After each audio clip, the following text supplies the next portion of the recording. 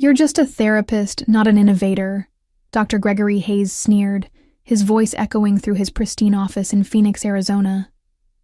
I sat across from his mahogany desk, watching him flip through my carefully compiled therapy notes with the casual dismissal of someone who had never spent sleepless nights worrying about a 16-year-old who refused to leave her bedroom. "This little anxiety treatment you've been tinkering with? It's nothing revolutionary. We'll integrate it into our standard protocols. My name is Talia Jackson, and I'm 34 years old. For the past 6 years, I've worked as a licensed clinical social worker at Sundale Mental Health Center, specializing in adolescent anxiety disorders." What Dr. Hayes was so casually dismissing wasn't just tinkering. It was 3 years of developing what I called the Adaptive Response Integration Method, a therapeutic approach that had transformed the lives of dozens of teenagers who had walked through our doors believing they were beyond help. The method combined cognitive behavioral techniques with mindfulness practices and peer support elements. But what made it unique was the structured way sessions built upon each other, creating what I called anxiety bridges, safe pathways for teens to cross from their fear-based responses to healthier coping mechanisms. I had watched kids who couldn't speak in group settings become confident advocates for their own mental health.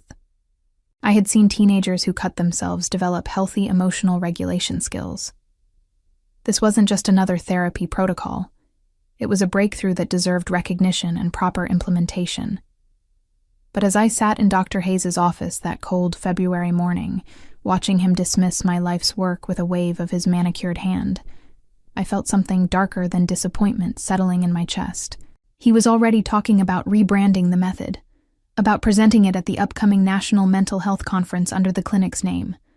Under his name. "The clinic will, of course, provide you with proper credit as a contributing team member," he continued, not bothering to look up from the papers. "But this kind of innovation requires leadership vision, something that comes from administrative experience, not just therapeutic enthusiasm." I forced my expression to remain neutral, even as fury built behind my ribs like a pressure cooker reaching its limit. Dr. Hayes had never conducted a single therapy session since taking over as clinic director 3 years ago. His doctorate was in business administration, not psychology. He knew as much about treating teenage anxiety as I knew about performing brain surgery. Yet here he was, preparing to steal credit for work that had consumed every spare moment of my life. Work that had grown from my genuine desire to help kids who reminded me of my own anxious teenage self. Something told me this wasn't just about professional recognition. It was about power, control, and the casual cruelty of someone who believed his position entitled him to claim ownership of other people's innovations. Growing up in a household where my mother struggled with untreated anxiety had shaped my entire career path. I remembered being 12 years old, trying to talk my mom through panic attacks while my dad worked double shifts at the shipping company. Back then, mental health resources were sparse, and the stigma around therapy kept my family from seeking help until my mother's condition became so severe she couldn't leave the house for months. Those experiences had driven me to pursue my master's degree in clinical social work, and when I joined Sundale Mental Health Center fresh out of graduate school, I was determined to create the kind of supportive environment my family had never found. Dr. Hayes had seemed like an ally at first. He was new to the director position, having replaced the beloved Dr. Patricia Williams, who retired after 30 years of service. He spoke enthusiastically about innovation and modernizing treatment approaches, and I had initially been excited to work under someone who claimed to value creative problem-solving. The early warning signs had been subtle. He would attend my therapy sessions under the guise of quality assurance, taking extensive notes, but offering little feedback. He began requesting detailed reports about my methods, claiming he wanted to document best practices for potential replication. I had been flattered by his interest, proud that my work was being noticed and valued. I even stayed late countless evenings, typing up comprehensive summaries of my sessions and noting which techniques seemed most effective with different personality types. What I didn't realize was that Dr. Hayes was building a case study, not to support my work, but to appropriate it. He had been watching me develop the adaptive response integration method from its earliest stages, learning every component and understanding exactly how to replicate it without my involvement. The peer support groups I had initiated, the specialized mindfulness exercises I had adapted for teenage brains, the careful progression of sessions that built trust and resilience. He had been taking notes on everything. My relationship with my boyfriend Kevin had suffered during this period. He was a paramedic who understood demanding careers, but even he had grown frustrated with my long hours and obsessive focus on perfecting my therapeutic techniques. "You're pouring your whole life into that place," he had said during one of our increasingly frequent arguments. "What are you getting back from it?" I had brushed off his concerns, believing that my dedication would be recognized and rewarded. I trusted Dr. Hayes when he praised my innovative spirit and promised that my contributions would be acknowledged appropriately. I believed that good work would speak for itself, that integrity and competence would ultimately triumph over office politics. As I sat in his office that February morning, listening to him systematically dismantle my professional identity, I realized how naive I had been to trust someone who viewed my passion as a weakness to exploit, rather than a strength to cultivate. The crushing revelation of Dr. Hayes' true intentions hit me fully 3 weeks later, when I received an email invitation to attend the National Mental Health Conference as clinic support staff. The agenda listed Dr. Hayes as the keynote speaker, presenting a revolutionary new treatment approach called the Hayes Integrated Response Protocol. My heart sank as I read the session description. It was my method, word for word, with every technique I had developed over years of careful practice and refinement. I stared at my computer screen in our cramped shared office, feeling like someone had reached into my chest and twisted my heart in their fist. Around me, my colleagues continued their work, completely unaware that I was experiencing what felt like professional murder. Dr. Hayes had taken my innovation, my passion project, my contribution to the field of adolescent mental health, and he was preparing to present it to hundreds of mental health professionals as his own creation. The email mentioned that clinic staff were welcome to attend the presentation to see how administrative leadership translates grassroots therapeutic work into systematic treatment protocols. The condescension was breathtaking. He was actually inviting me to watch him steal my life's work and present it as evidence of his own brilliance. I walked to the bathroom and locked myself in a stall, finally allowing the tears of rage and betrayal to flow. This wasn't just about professional credit. It was about the fundamental violation of trust that made my chest feel hollow and raw. Every late night I had spent refining session protocols. Every weekend I had dedicated to researching supporting literature. Every moment of genuine celebration when a teenager broke through their anxiety barriers. All of it had been reduced to fodder for Dr. Hayes' career advancement. But as I sat in that bathroom stall, wiping my eyes with rough institutional toilet paper, something shifted inside me. The devastation began transforming into something harder and more focused.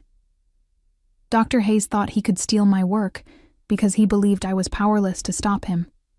He saw me as just another disposable employee, someone whose innovations could be harvested and repackaged without consequence. He was wrong. I returned to my desk with a new sense of purpose. If Dr. Hayes wanted to claim ownership of my therapeutic method, he would have to prove it worked as effectively as I had demonstrated. More importantly, he would have to maintain the detailed documentation and outcome tracking that had made my work so successful in the first place. I began to formulate a plan that would require patience, meticulous record-keeping, and the kind of long-term strategic thinking that Dr. Hayes clearly believed I was incapable of. I would continue developing my method, but now I would do it with a different goal in mind. I would build an unshakable foundation of evidence that would ultimately expose his theft and restore proper credit to my work. The teenagers I treated deserved better than having their progress become a footnote to someone else's career ambitions.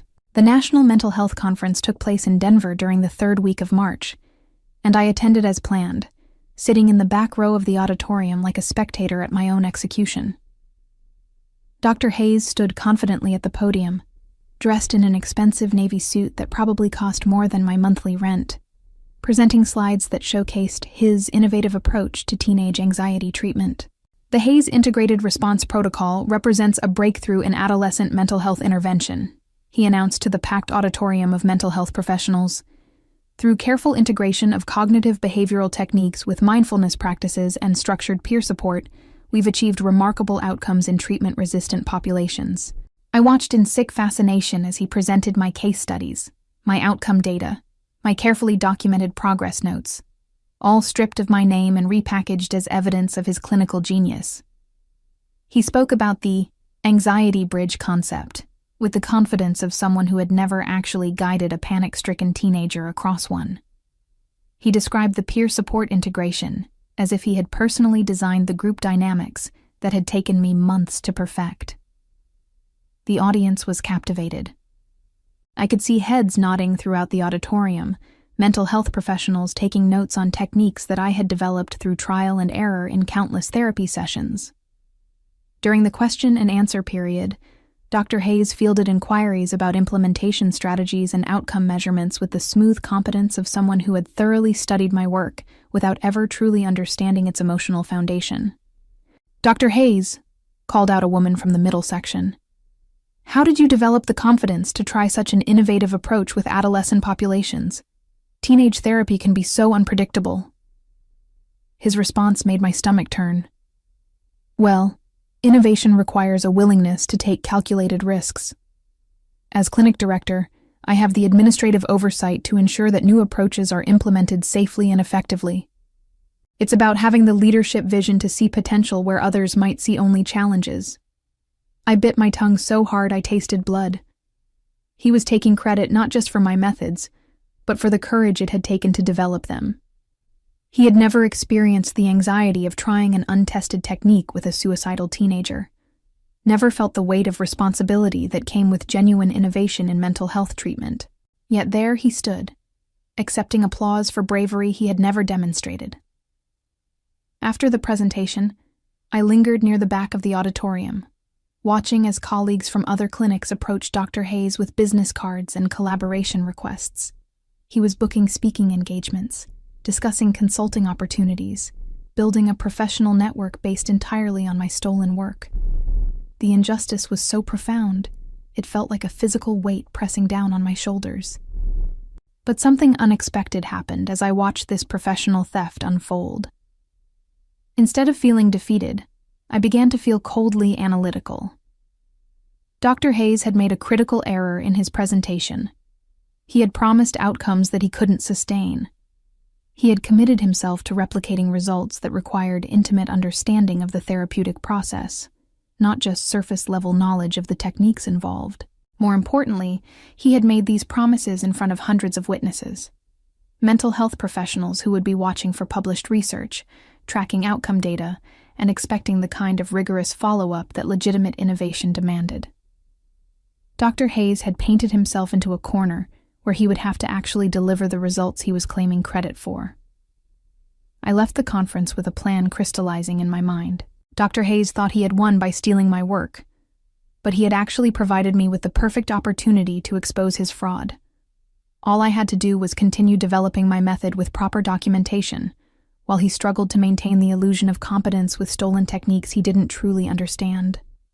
Returning to Sundale Mental Health Center after the conference felt like entering enemy territory. Dr. Hayes was riding high on his newfound professional recognition, scheduling interviews with mental health journals, and accepting invitations to speak at additional conferences. He strutted through the clinic halls with the confidence of someone who believed he had successfully repositioned himself as a thought leader in adolescent mental health. What he didn't realize was that his theft had actually liberated me from any obligation to protect his reputation or the clinic's interests. I began documenting everything with the methodical precision of someone building a legal case. Every therapy session was recorded in detail, every outcome measurement was tracked with scientific rigor, and every innovation was time-stamped and witnessed by colleagues who could later testify to my ongoing development of the therapeutic method. I also made a crucial decision. I would continue refining and improving my approach, while Dr. Hayes was stuck presenting the version he had stolen. Innovation doesn't stop just because someone steals your current work. I began developing advanced techniques, exploring new applications, and pushing the boundaries of what the adaptive response integration method could achieve. While Dr. Hayes was giving the same presentation at conference after conference, I was quietly evolving beyond what he had taken. My relationship with Kevin had reached a turning point during this period. The night I returned from Denver, I finally told him everything about Dr. Hayes' theft, about my plans for documentation and exposure, about the professional betrayal that had consumed my thoughts for months. "Talia," he said, sitting across from me at our kitchen table, "I've been watching you disappear into this obsession for months. I understand you're angry, but is revenge really worth destroying your mental health?" "It's not about revenge," I replied, though even as I said it, I knew that wasn't entirely true. "It's about professional integrity. If I don't expose what he's done, he'll keep stealing from other therapists. This is bigger than just my hurt feelings." Kevin studied my face in the lamplight, and I could see him making a decision. "Okay," he said finally. "If this is what you need to do, I'll support you. But promise me you won't lose yourself in the process." That conversation marked a turning point in my strategy. I realized that I needed allies, people who could witness my ongoing work and later verify the timeline of my innovations. I began involving my colleagues more deliberately in my method development, seeking their input on new techniques and inviting them to observe sessions where I tested advanced approaches. Dr. Hayes, meanwhile, was making increasingly grandiose claims about his method's effectiveness. In interviews with professional publications, he suggested that the Hayes Integrated Response Protocol could revolutionize adolescent mental health treatment if implemented widely. He spoke about licensing the approach to other clinics and developing training programs for mental health professionals. The irony was breathtaking.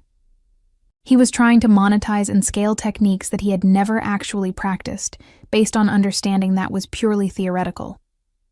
But his public promises were creating a paper trail of commitments that would eventually become evidence of his fraudulent claims.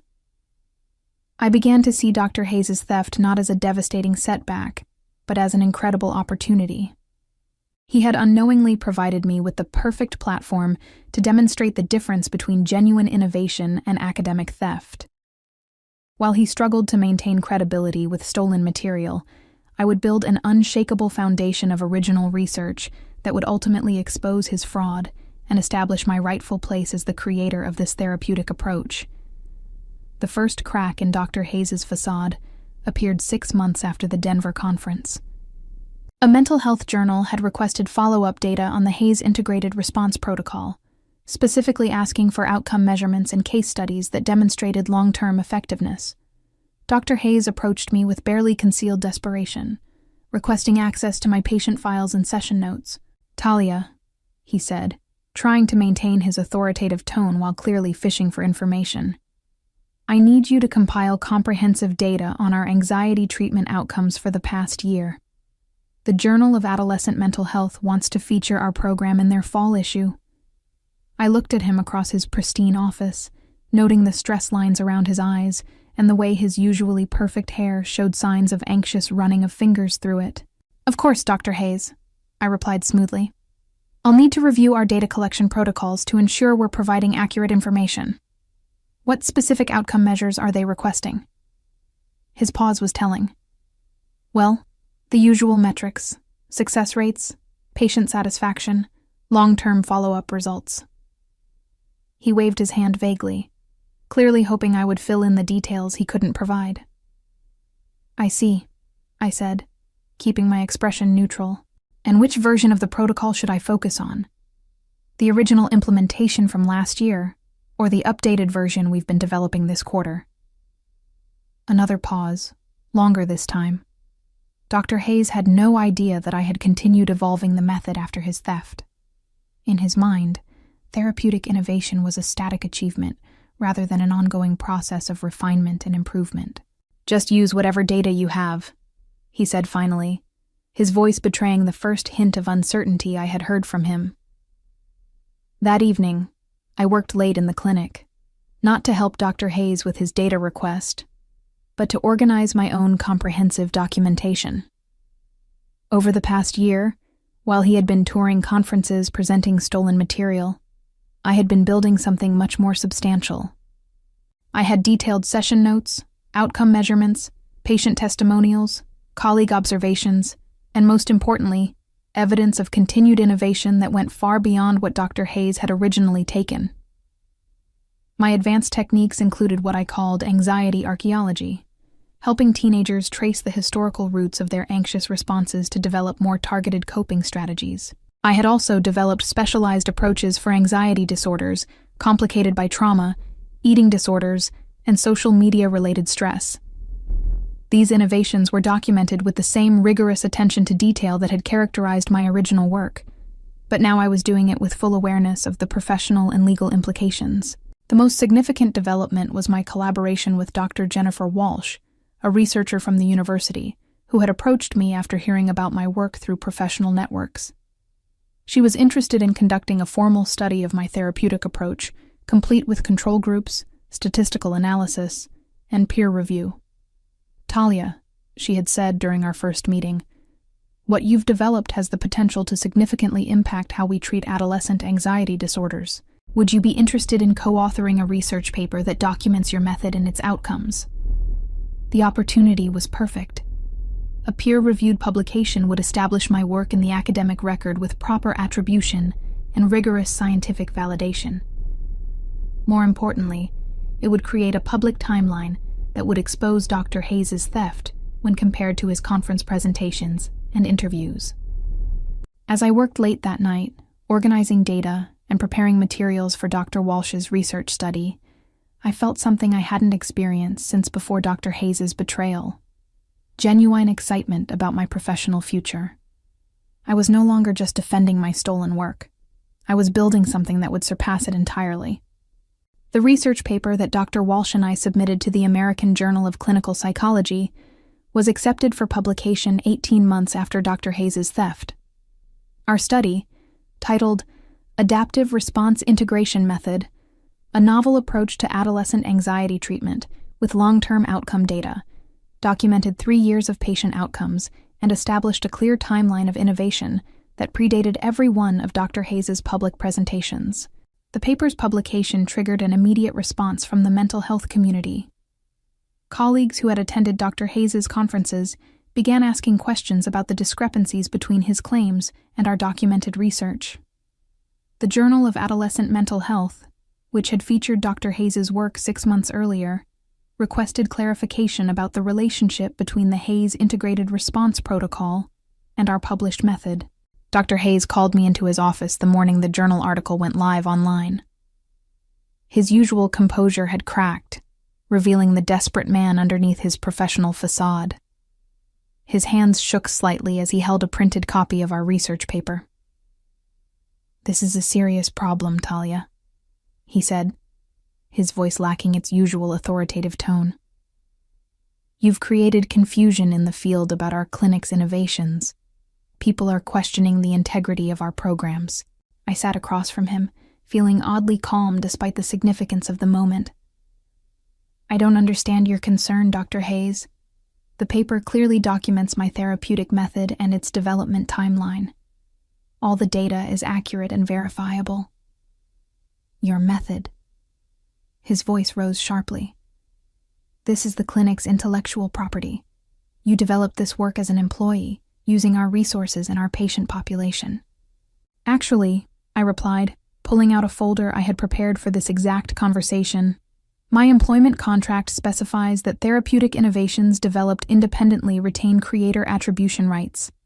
I've also documented that this work was developed primarily during my own time, using resources I personally acquired."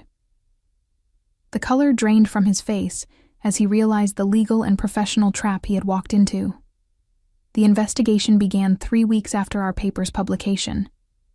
The National Mental Health Professional Ethics Board launched a formal inquiry into allegations of intellectual property theft and fraudulent academic claims. Dr. Hayes was placed on administrative leave while the clinic's board of directors conducted their own internal review. The evidence was overwhelming. I had maintained meticulous records of my method's development, including timestamps, witness statements, and documentation of every innovation. Dr. Hayes, meanwhile, could provide no evidence of his own contributions to the therapeutic approach he had claimed to have created. The clinic's funding situation became critical almost immediately.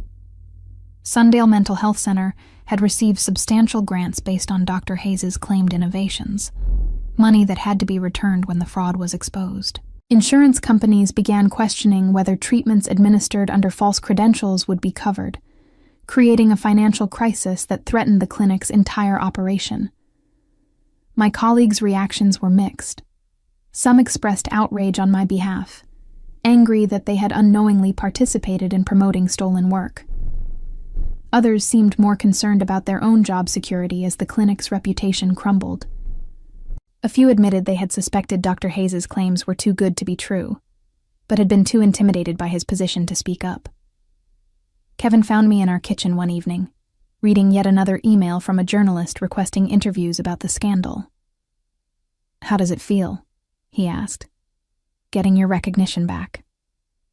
I considered his question seriously. The professional vindication was satisfying, but what felt more significant was the restoration of my integrity and the validation of every teenager whose progress had been reduced to a footnote in someone else's career ambitions. "It feels like justice," I said finally. "Not just for me, but for every patient whose story was stolen along with my work." The most fitting aspect of my revenge wasn't the destruction of Dr. Hayes' career, but the elevation of the work itself to its proper place in the field of adolescent mental health treatment. As I reflected on this long journey from theft to vindication, I realized that Dr. Hayes had unknowingly given me the greatest gift possible, the motivation to prove that genuine innovation always triumphs over academic fraud, and that sometimes the most powerful revenge is simply letting the truth speak for itself.